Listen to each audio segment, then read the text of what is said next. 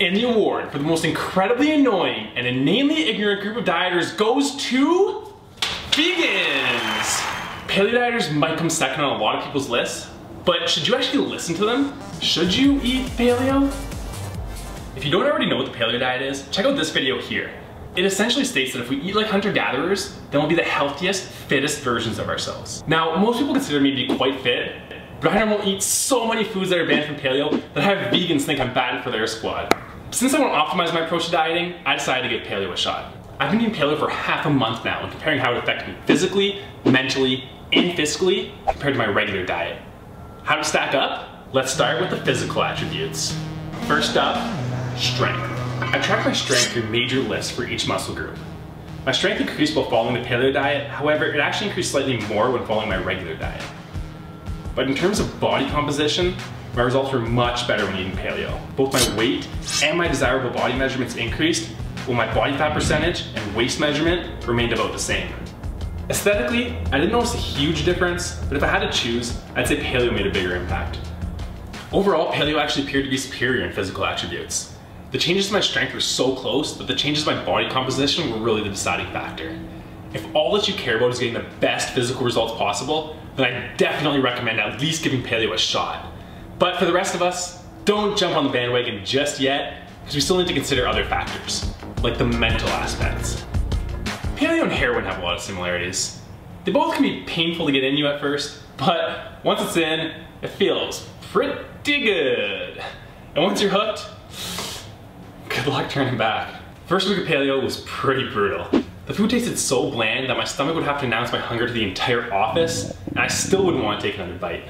Which is insane, because normally I eat quicker than a fat, drunk dude crushing nachos. But I swear, when I was eating paleo, I think I saw an anorexic chick dust a salad quicker than I got my paleo meatballs down. If you want to lose weight, this is fantastic. But it's going to take a lot of willpower to stick to the diet.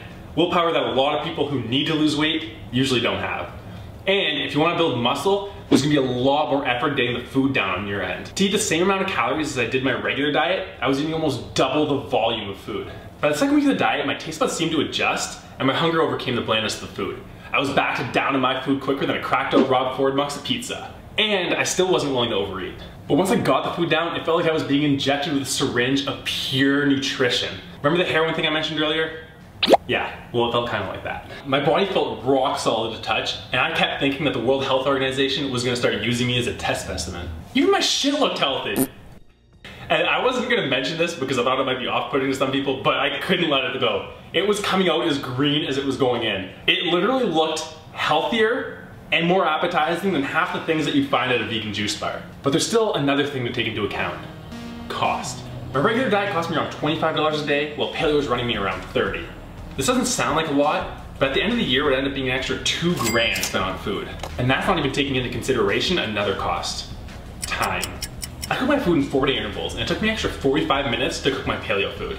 This totals almost 3 extra days spent cooking every year. This is obviously going to vary from person to person, but it's a solid indication that you'll spend at least some extra time in the kitchen, especially considering how difficult it is to eat paleo on the go.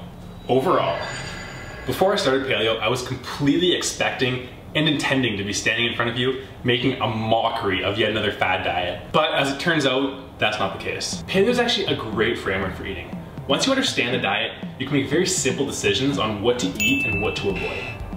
The physical results that I got were undeniably positive, and the mental results were great as well. But just because I'm not making a mockery of the diet doesn't mean I'm totally on board the paleo bandwagon yet either. It's going to take a significant amount of willpower for you to stick to the diet, and it's going to cost you in terms of both time and money. But even more importantly, just because something's good doesn't mean that it's the best. Paleo has already changed a lot since its inception. It's added some foods that aren't necessarily Paleolithic and removed some that are. To be optimized, paleo can no longer be thought of in the strict Paleolithic sense of the word. It must be a term for a fluid, adaptable framework of healthy eating that's inspired by, but doesn't strictly adhere to, the principles of Paleolithic foods and their effects on our biological evolution. It's a fantastic place to start when building an optimized diet, but it's by no means the perfect concept. If you have the time, the money, and the willpower, I definitely recommend trying paleo. Start off orthodox, following the rules I've given you to establish a baseline, and then experiment. Add in some dairy, assess your tolerance, and adjust accordingly. Add in some rice, assess, and adjust. Rinse and repeat, and you'll get a step closer to finding the best diet for yourself. In the words of John Durant, the quest for a healthy human diet doesn't end in the Paleolithic, but it's the right place to start. Thanks for watching, guys. Make sure you subscribe to this channel so you can see all the future fitness concepts that we test, including our next one. Should you take pre-workout? If you like this video, please help out, give it a thumbs up, share it with your friends, leave a comment down below, and as always, keep strong, lift off.